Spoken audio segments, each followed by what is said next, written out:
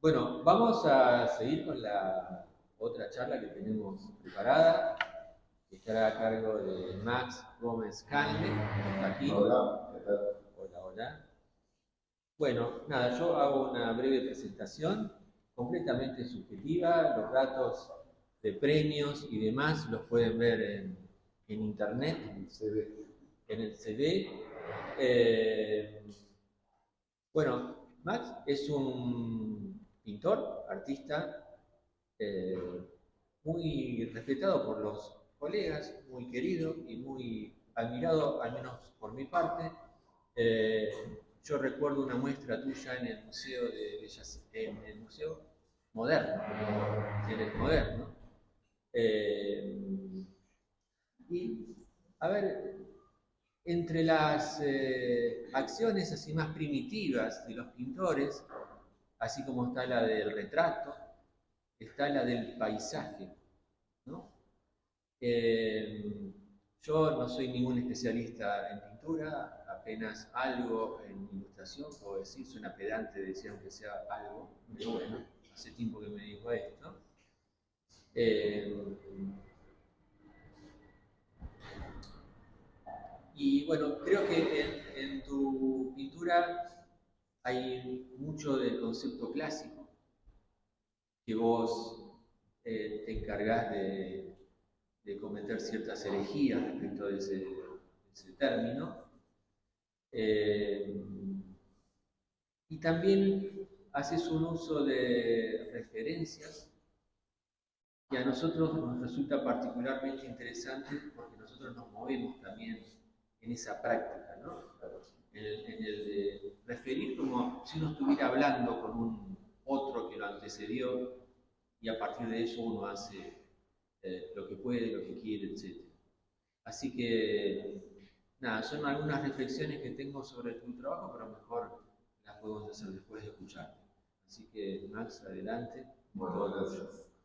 gracias. Sí, voy a ampliar un poquito las reflexiones. Eh, bueno, sí, soy un artista que trabaja pintando eh, y también desde la pintura, desde la historia del arte a través de la pintura. Básicamente porque me interesa investigar todo el tiempo y escarbar cuál es el imaginario que fue acompañando a la humanidad en los distintos momentos. Entonces encuentro en la historia del arte y de la pintura, lo veo como un reservorio de todas esas imágenes que fueron generadas en distintos momentos de la historia de la humanidad, que de alguna manera la humanidad las necesitó para distintas cosas, ¿no? Pero que necesitó ser acompañada de esas imágenes. Eh, y a la vez esas imágenes siguen, así como tienen un momento histórico, siguen trabajando y operando sobre el presente continuamente, y ese reservorio sigue creciendo, y de alguna manera se sigue resignificando, nuestra escala de valoración con respecto a esas imágenes va cambiando con el tiempo, nuestra relación con esas imágenes va cambiando con el tiempo, a la vez que seguimos generando nuevas imágenes. Creo que el mundo de la pintura fue durante mucho tiempo el lugar por excelencia de experimentación de ese tipo de imágenes. Eh, no sé qué estará pasando en el presente, probablemente se esté dejando de ser así, pero es mi lugar para pensar sobre esas imágenes. Y entonces las uso y recombino, pero buscando la pertinencia en la contemporaneidad, ¿no? En mi contemporaneidad, eh, que es muy específica, ¿no? Porque soy un artista en Argentina, que implica un montón de cosas con respecto al resto del mundo. Y de alguna manera igual, siendo la Argentina y Buenos Aires un lugar alejado de los centros en donde históricamente se dividieron estas imágenes, de alguna manera nos da, o yo siento, la posibilidad de manipularlas, de hackearlas, de robar, de cortar, de volver a pegar, con esa distancia y esa impunidad de un poco de pirata, que es algo igual distintivo del hacer artístico acá, o sea, de Borges, podemos citar un montón de casos. Y por otro lado, hay una cosa biográfica o que tiene que ver con mí haber crecido, de haberme criado mucho en la casa de un abuelo que tenía muchas pinturas que iba comprando de pintores así menores, pero mucho paisaje de la Argentina, y tenía una biblioteca muy grande con arte clásico. Y yo me acuerdo siempre desde chico de fascinado, así, pasando láminas y láminas y láminas, pero lo que siempre me pasaba era que no entendía nada ni tampoco me interesaba mucho todos esos cuerpos retorcidos, desnudos, con trapos, que estaban al frente de la imagen y que eran el tema. Y me interesaban esos lugares en el fondo, que son paisajes, que en la pintura italiana aparecen mucho en las ventanas, y después empieza a aparecer un poco más autónomo. Y ahí encontraba yo el terreno donde imaginar cosas, o sea, donde poner mi presente en esa imagen que venía del pasado. Y ese encuentro es uno que retomo yo en algún momento finalizando mi etapa de formación artística, ¿no? Pero eso que suele ser el paisaje y que van a ver que es lo que más hay dentro de la producción pictórica, con el tiempo también deja de ser algo inocente. Y así como decía Daniel, el paisaje es una de las primeras manifestaciones en la pintura. En realidad no es tan así porque el paisaje como género es una construcción que aparece en el Renacimiento. Prácticamente no hay ningún paisaje anterior en toda la pintura, estamos hablando de la pintura de tradición occidental, y que por ahí las primeras son las que aparecen en Egipto, en el Fayum, o en Grecia, que son las que vemos en Pompeya en realidad, porque no quedan específicamente las pinturas griegas. Y en realidad la idea de que el paisaje, que puede ser la naturaleza, es algo que está separado del observador, es algo que aparece en ese momento, aparece y se sistematiza con la perspectiva, con la visión de la perspectiva, con el sistema matemático de la perspectiva, con el sistema óptico de la perspectiva, con la perspectiva atmosférica, pero establece una separación entre observador y el territorio en el que uno está. Y ese terreno, ese paisaje, pasa a ser también algo asible, y tiene que ver mucho con lo económico también, con la explotación de los recursos, hay mucho atrás de cada imagen todo el tiempo. Entonces, la investigación de las imágenes es una cosa muy icónica y poética, y a la vez está siempre cargada de otros sistemas que vienen inscritos en esa manera de la imagen. Entonces yo también arranco trabajando con ese paisaje de una manera y después voy cambiando y voy probando distintas cosas. Y tengo este modo de trabajo en el que potencialmente podría recombinar todas las imágenes de la historia del arte, desde el principio hasta ayer. Y encuentro ahí, digamos, como si cada imagen que uno agregase al mundo va a formar parte de una especie de océano en el que uno puede volver a bucear, recombinar y sacar de nuevo. Pero bueno, quería empezar a mostrar imágenes y voy hablando sobre esas imágenes.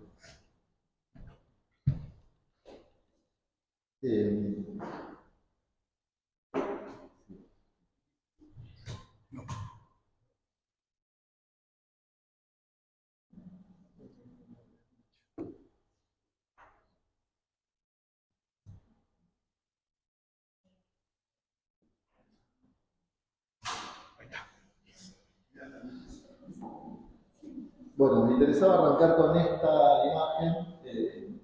Es una pintura que por ahí por la textura se pueden dar cuenta que es 40 veces más chica que lo que estamos viendo acá. Entra así en mi mano. Hay en general, a mí me gusta ponerme muchas reglas para trabajar, que después las voy rompiendo, pero para romperlas a la vez tengo que tener fundamentos. Entonces es como una mecánica interna de trabajo que tengo continuamente en un diálogo interno.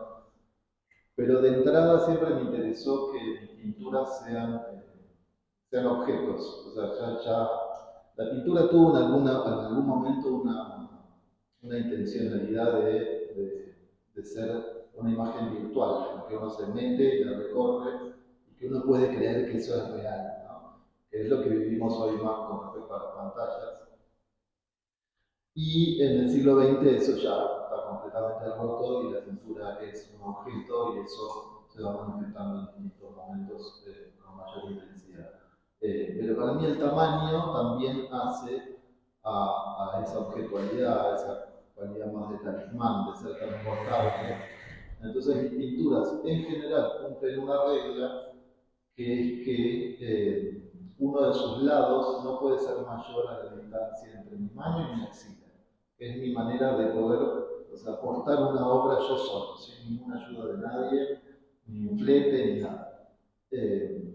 Entonces esa es una de las reglas. Y la mayoría son muy pequeñas y me gusta esa intensidad que se genera al pintar, de tratar de que pase algo que no tiene escala, dentro de un objeto muy pequeño.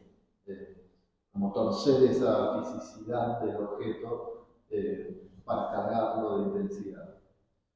Y esta, por otro lado, voy a hablar un mini de mi información.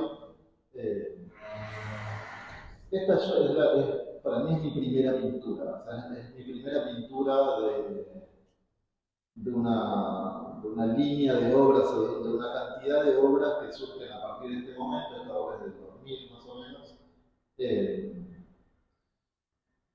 Desde donde yo puedo trazar un continuo, y no solo eso, sino que podría mostrar esta obra con cualquier obra o pintura nueva que haga. Hay como una especie así como yo museo la historia del arte y recombino, hay una posibilidad de recombinación de mis propias obras también. Y yo en los 90 me formé, de hecho hice el CBC acá para diseño, hasta ahí llegué. Y de ahí pasé a Bellas Artes por consejo de mi profesor de dibujo de acá, porque me dijo que mejor me vaya para allá. Y hice Bellas Artes en la Priliano Corredor, que es una carrera terciaria, con un tipo de estudio muy arcaico, pero donde conocí mi generación de artistas, o una parte. Y después me formé de distintas maneras, básicamente con oficios. Trabajé como carpintero, trabajé haciendo restauración de pinturas, como realizador escenográfico, muy vinculado siempre a los oficios. Y recién hablaba con Jimé porque me gustó su reflexión con respecto a querer hacer las cosas y poder aprender a hacerlas. Y cómo para mí en cada oficio, esa relación que tiene uno con una herramienta para hacer algo, que viene cargado de saberes, a la vez viene cargado de posibilidades de pensamientos específicos. A uno se le ocurren distintas cosas si agarra un lápiz y dibuja, o si dibuja en la compu, o si hace una foto, o si hace una carpintería. El diálogo entre la mano y la mente genera distintas ideas. Entonces siempre me parece importante poder probar nuevos oficios, nuevas técnicas, mucho más incluso por lo que a uno se le puede abrir en la cabeza que por lo que uno pueda generar con las manos. Y en toda esa formación mía, yo ya pintaba eh, y participaba un poco del mundo del arte, de los premios y demás. Y en un momento me acuerdo de ver una de mis pinturas de esa época, del 90 y pico, y sentir que era algo muy ajeno a mí, que no sabía ni quién lo había hecho, que no me interesaba, que no me interpelaba. Entonces decidí dejar de pintar y dejé de pintar por unos años, en los que me dediqué también al video, entonces hice bastante videoarte, al cine, viajé un poco trabajando, y en un momento, en el 2000, me vuelven a dar ganas de pintar a partir de unas animaciones en video que había hecho, entonces mi vuelta a la pintura es a través del videoarte, que eran unas animaciones que yo hacía, me compré mi primera computadora en ese momento, a fines de los 90, yo tenía casi 30 años, una iMac naranja, ¿sí? Si la vieron alguna vez, con huevo. Eh, y me fasciné nunca había usado nada, era mucho más de lo manual, con abrir un programa y descularlo hasta el fondo y empezar a hacer cosas. Y entonces ahí, Photoshop, Illustrator, el Flash, el Adobe Premiere, el After Effects, y ahí el Director, programas incluso que ya no están, y ahí entonces empezar a cruzar y migrar cosas entre programas, empecé a hacer unas animaciones totalmente generadas en la compu, y entonces eso ya era totalmente visual, y de ahí volví a tener ganas de pintar.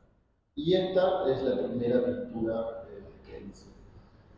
Y es una pintura muy pequeña y es en donde también encuentro una especie de sistema, que es bucear en esas, como volver a ese niño que miraba láminas en los libros, entonces bucear, sacar un pedacito de un paisaje, de una lámina de un libro, que a la vez implica una serie de distancias y de traducciones con respecto a la pintura original, que es también nuestra manera de ver la historia del arte y de la pintura, a través de reproducciones de muy variada calidad y cualidad. Y pasaban varias cosas. Una cosa es establecer un escenario para yo probar distintas cosas, ¿no? Entonces acá entra este personaje más pixelado y se mezcla con la historia clásica de la pintura, el uso del óleo. Y por otro lado, en las reproducciones también, al ampliarlas, se empieza a ver gaps de información, y esa es una zona en la que a mí me gusta mucho trabajar. Como en el gap de información, la pintura es capaz de crear nueva información, como si fuese el interpolado, ¿no? Pero el interpolado en la pintura, ¿cómo es un motor para llenar de nueva imagen? Y entonces esos son los sistemas que empiezo a ver con los que empiezo a trabajar. De una manera muy intuitiva y al principio, digamos, disparando en direcciones que parecen o me parecían muy inconexas en ese momento. eh, y, y entonces es una época de pinturas que yo no sabía bien qué tenían que ver entre ellas, y con el tiempo lo que hago es entrar en un diálogo continuo entre eso que voy haciendo y qué es lo que creo eh, qué es con lo que creo que estoy trabajando, ¿no? Bueno, todas estas primeras pinturas son mucho más deudoras entonces de esos videos, de esas animaciones. Son siempre muy narrativas.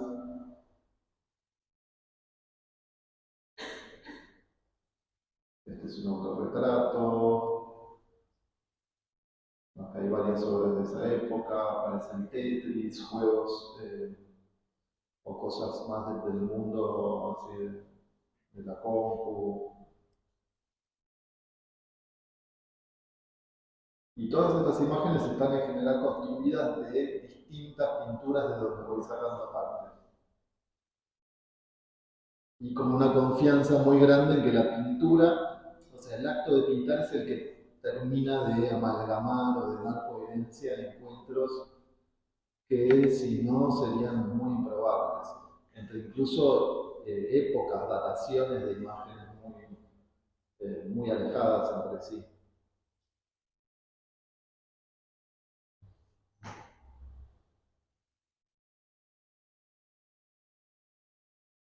siempre acuérdense que son pinturas muy pequeñas. Bueno, entonces esa es mi carpeta que se llama Primeras Obras 00. 2000, de 2000 en adelante, bueno, son como esas primeras pinturas como inconexas para mí. Pasado el tiempo, bastantes años, ahora lo que tengo es ordenado por las carpetas que son los últimos proyectos míos, en algún momento empiezo a trabajar más por proyectos. Y es un momento en el que empiezo a, después de muchos años de pintar y pintar, a ordenar todo eso que pinté y a empezar a trabajarlo de otra manera.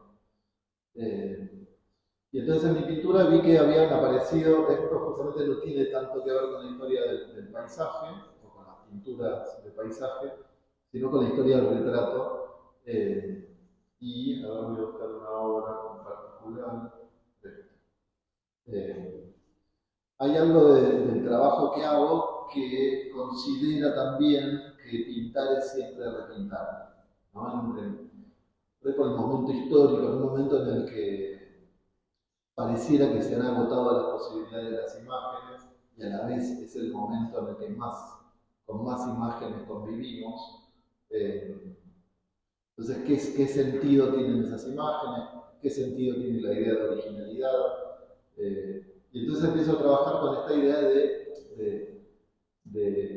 que las imágenes en la historia, a la vez que sean recombinables, son movibles como, o sea, si uno ve una pintura puede pensarla hacia atrás y hacia adelante, como si tuviese una temporalidad como una animación, ¿no? Como pensar de frames para adelante o para atrás, pero que a la vez impliquen algo en el acto de pintar. Entonces, esta pintura que ven acá es algo que yo hice que fue empezar a copiar un retrato de Renacimiento de uno de los Medici, que era una familia de mecenas, que era el retrato de un niño que tenía ese pajarito agarrado con la mano, y lo copié, pero sin saber por qué, lo tuve años y años en el taller. Y en un momento, siempre me fascinó la historia de la Bella y la Bestia, no tiene tanto que ver con la hipertricosis, esta serie, que es una enfermedad genética, eh, pero se me ocurrió empezar a agregarle pelo. Entonces le empecé a agregar pelo por pelo. Entonces está abajo el retrato, la copia del retrato, y por encima un agregado de pelo por pelo que empecé a ver que tenía algo de unidad constructiva. Cada pincelada es un pelo, como si fuese una especie de píxel de la imagen, pero que implica una acción, ¿no? Entonces, y a la vez es, digamos, para la pintura culta, es como lo menos de la pintura. Hay pintores que hacen animales y los pintan pelo por pelo como lo más decorativo que hay, ¿no? Y a mí me interesaba qué iba pasando con ese agregado de pelo por pelo. Entonces, por un lado era como mover frames hacia adelante ese retrato y qué le pasaba en el tiempo, cómo esa pintura del pasado es pertinente hoy y cómo estos pelos empezaban a torcer la historia que contaba esa pintura.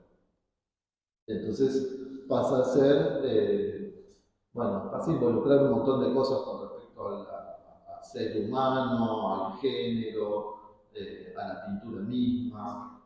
Y lo que pasa cuando termina esta pintura es que pocos meses después un amigo me acerca una lámina de una pintura que era casi igual a esta que estamos viendo, pero estaba fechada en el 1500 y pico. Y era justamente una pintora, Lavinia Fontana, que en Bolonia retrató a una chica con hipertricosis, que era peluda. Y entonces también fue un shock, como desde la contemporaneidad, generar una imagen y de repente ver que era casi igual a una imagen 500 años anterior. Entonces también entre la sensación de haber llegado 500 años tarde a una imagen, eh, y la de haberme encontrado también como par con una imagen tan distante. Y ahí, en vez de no seguir con esto, decidí como seguir trabajando en esta línea, y es donde empiezo a hacer toda una serie de estos retratos hackeados con el pelo, y a ver qué es lo que pasa, ¿no? Entonces son todos basados en retratos de la historia real.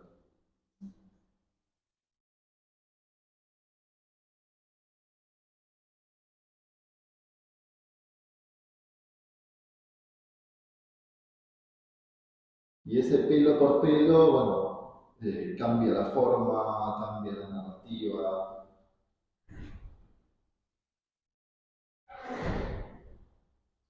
Y en esta muestra que hago, que se llama Condición y Cabeza, eh, decido también involucrar los primeros como seres medio peludos que aparecieron en esos primeros años de pintura medio errática. Entonces tengo una parte de la muestra que es como retrospectiva, que tiene que ver con el rastrear de dónde viene una idea o un tema para una muestra. Y fue la primera vez que trabajé retrospectivamente haciendo una lectura sobre mi producción anterior y una serie específica para ese momento.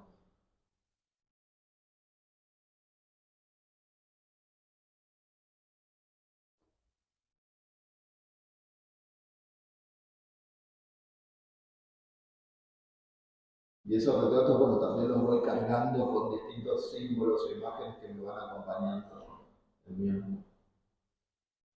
Esta es una serie de dibujos que ya son directamente láminas de libros intervenidas con Rotring, pelo por pelo. Esta es una de las paredes con todas las pinturas. Esta es vista de la muestra, donde hay unas parrillas donde están las obras que son anteriores a la serie que hice en ese momento.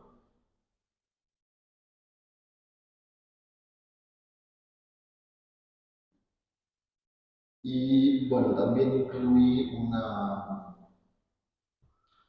bueno, hay una obra muy famosa de Duchamp, que es una postal de la Gioconda, que tiene bigote, barba y bigote. Pero muy, muy poquito, así apenas como un gesto, ¿no? Bien, bien duchampiano la intervención, y está firmada de una manera como, algo así como que la Gioconda está caliente o algo así. Eh, y me parecía que era inevitable la mención de esa obra, y a la vez esta especie de homenaje o cita tenía que ver con la desmesura, que es como todo lo contrario de ese gesto duchampiano, en donde aparece lo que él llamaba lo infraleve, ¿no? Que es como el mínimo movimiento que genera algo y genera una imagen. En mi caso es por el exceso, entonces es ese exceso de pelos. Entonces esta Yoconda completamente barbuda y peluda.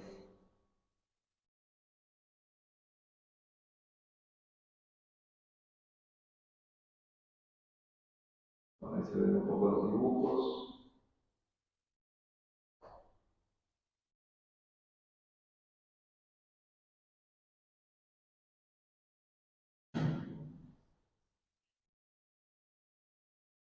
Bueno, vamos a pasar al siguiente proyecto.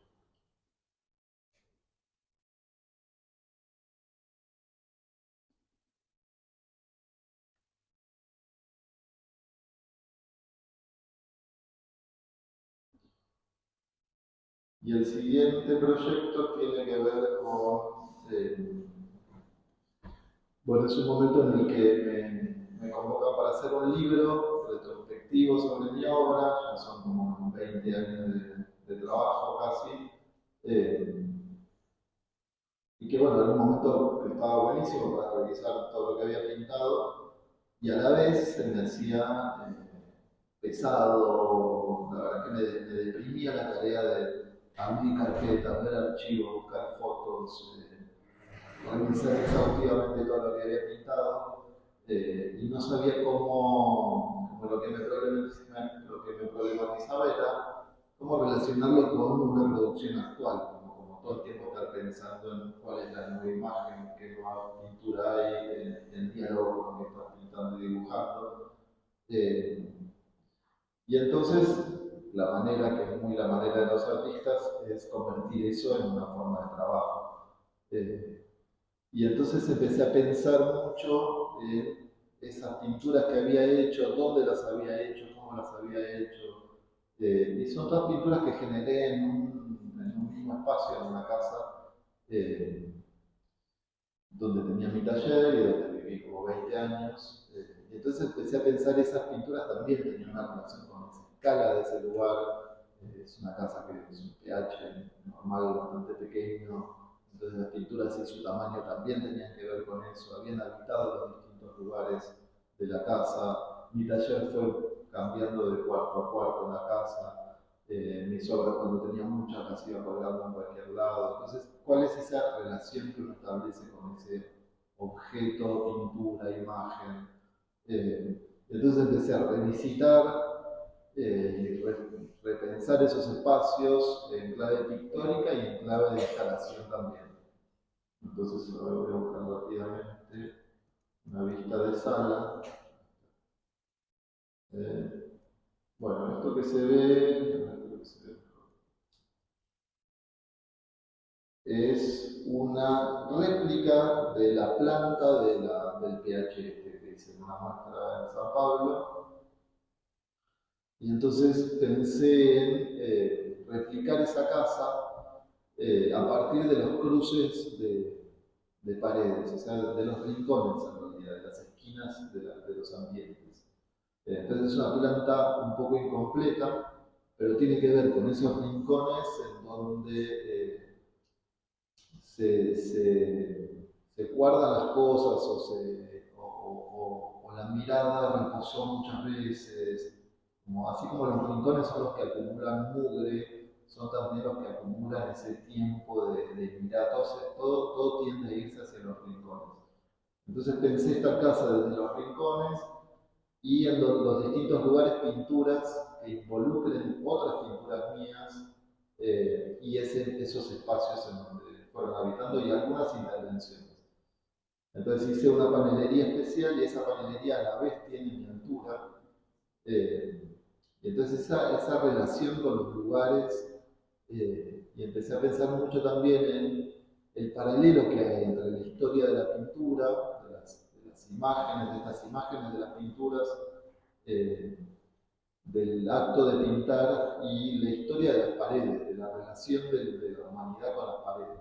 Entonces podemos remontarnos a las cavernas, de esas primeras paredes, de esos primeros gestos pictóricos, y en los distintos momentos de la historia hay distintos tipos de relación con esas paredes y distintos tipos de relación y distintos tipos de imágenes y objeto-imagen que ponemos o proponemos en esas paredes o necesitamos que nos acompañen. Y entonces ahí llegando a este momento que era el mío, y de cómo esas imágenes me fueron acompañando en esas paredes. Y una relación muy de escala humana, ¿no? Entonces es casi una especie de autorretrato en forma de casa y retrospectiva.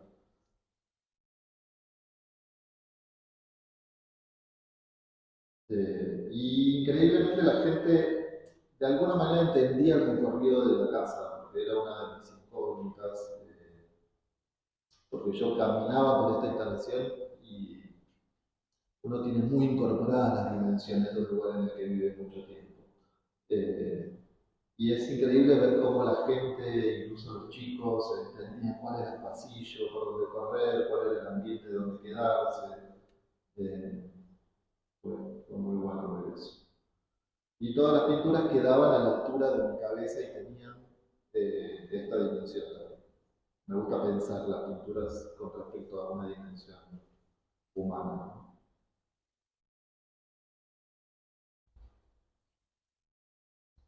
Y entonces muchos rincones en donde hay pinturas que yo ya había pintado y están vueltas a retratar ahí, entonces como una especie de misa, una cosa dentro de la otra.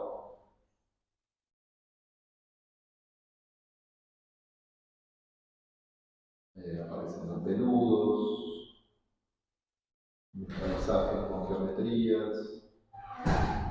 Incluso había una pintura que era esta que contenía todas las pinturas de la muestra. Y en otra salita acompañaba una serie de obras que eran así, que son como la propia pantalla, como abrir una carpeta en la compu y ver los iconos de las pinturas. Entonces eran las pinturas convertidas en iconos de ellas mismas, ¿no? Y a la vez una retrospectiva de todas mis obras de ese momento. Acá se ve un poco más la planta de la casa, que está así en diagonal porque respeté la misma orientación.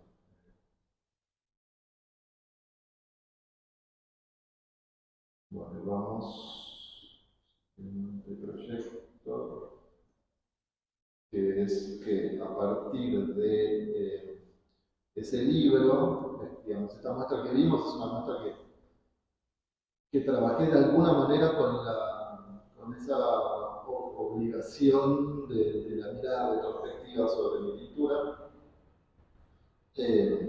Y la siguiente muestra fue que a partir del libro me convocan a hacer una muestra antológica, o sea, recorriendo esos últimos años de trabajo.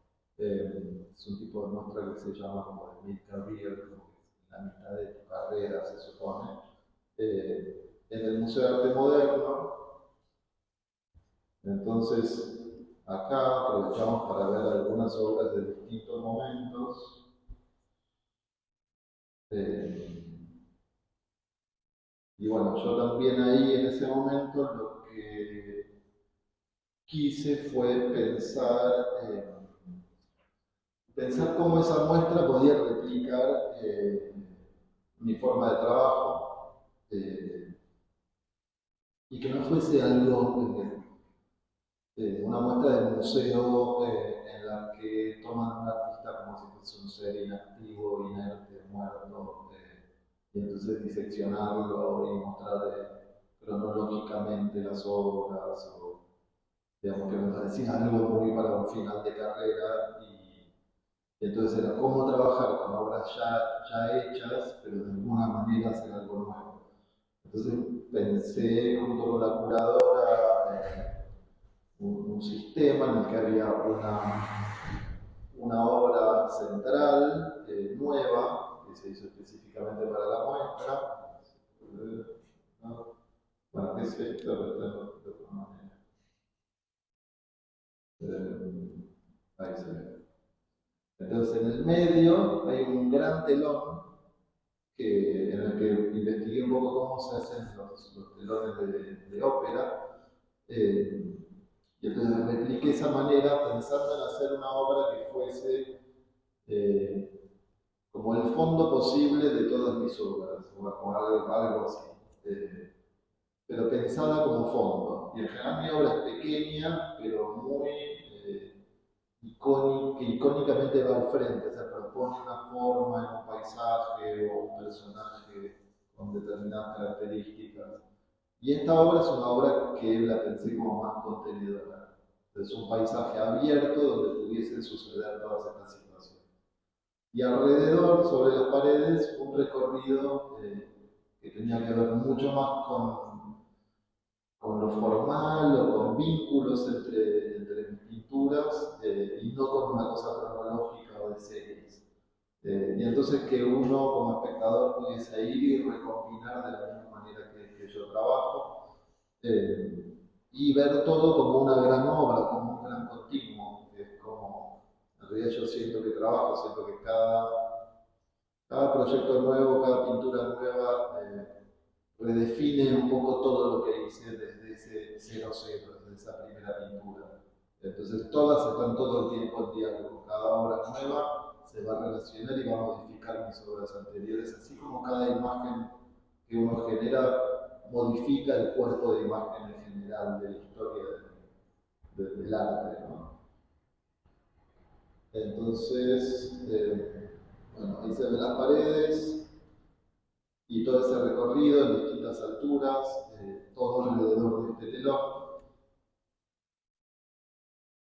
Hay pinturas, esculturas, incluso hay un proyecto paralelo que yo tengo con un artista que se llama María Guerrieri, estuve casado muchos años, somos muy amigos, pero que se llama Amigos del siglo XX, y es algo que empezamos a hacer en un momento que fue directamente copiar obras del siglo XX que nos pasen o nos interesasen por algún motivo. Y fuimos conformando una colección de esas obras que son copias, como una especie de... En realidad son copias a través de reproducciones. Entonces nunca una copia del directo. Como si fuésemos impresoras o como si la reproducción de una obra se pudiese considerar una partitura y uno la interpreta de nuevo, o una especie de, o uno hace de impresora 3D y vuelve a darle cuerpo a esa obra, y qué pasa con el aura de esa obra, qué diferencia hay con el original. Bueno, es un proyecto de investigación y de hacer específico que sigue funcionando. Y hay algunas de esas obras también intercaladas entre las mías.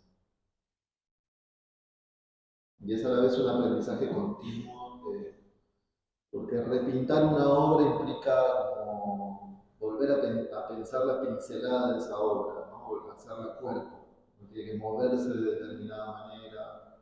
Entonces involucra cuáles son los movimientos que hicieron que una pintura sea una pintura. Y el telón, que acá se ve la parte de atrás, también me interesaba que se vea el atrás, entonces fue pintado de una manera particular en la que yo quería que acá atrás parezca tierra o capas de tierra, eh, y entonces como si fuese ver el paisaje desde adentro y desde lejos, de un lado y del otro.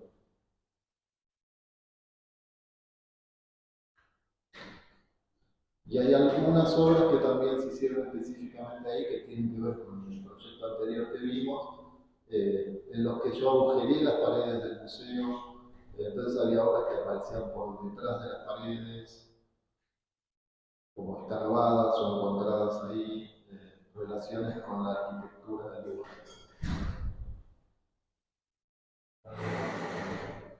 Esta es una obra que son 3 conos de unos negros que acá están un poquito exagerados en la foto, pero que son 3 negros sutilmente distintos. O sea, el negro nunca es negro puro, o sea, sería la ausencia de luz. Y es una obra que hice para una muestra una vez. Siempre me gusta que haya una obra que te recibe en una muestra y que de alguna manera te da una clave de cómo verla. Y en esta obra, en realidad, yo lo único que quería era replicar en un lugar con luz lo que pasa cuando uno entra a un cuarto oscuro. Es que en principio no ve nada y después empieza a distinguir colores. Entonces estos son 3 negros que uno le tiene que dar un tiempo de visión para darse cuenta que son 3 distintos.